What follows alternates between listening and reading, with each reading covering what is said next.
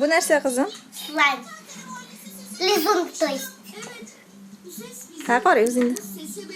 Yavuşlar iken yok mu iken? Aa.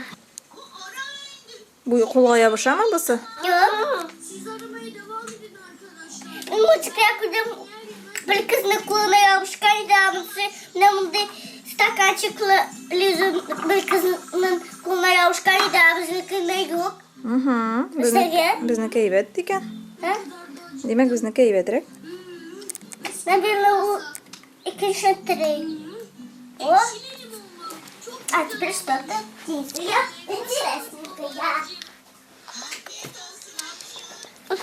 Меня что коплага? Сын мой. Kamera kurseter. Ne yapacağım? Açık gitti mi? Çırpı jiberme yeme. Pişiren alaysan. Tıram tabakı. Mina yavşa. Mina ikilip dese mina tabak. Kile de şaka kire. Akama şundu kire. Alizunsun da kiri. Kile de şaka. Kapkaşım kaplap karayım.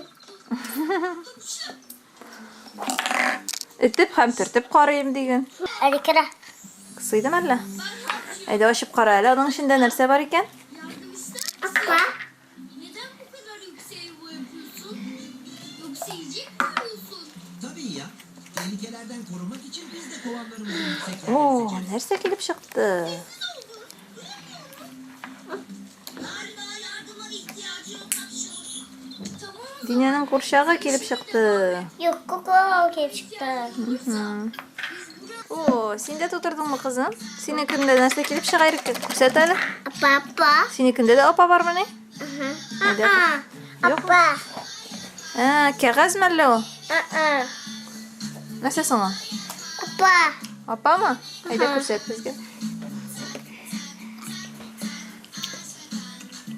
Bu iki tirisi mi? Bu ansı iskidir ya. Tirisi mi? Nasıl yoğaltma kızım diye mi? Baby. Baba dur. Baby. Baba. Baby. Baba. Yara. Bebe.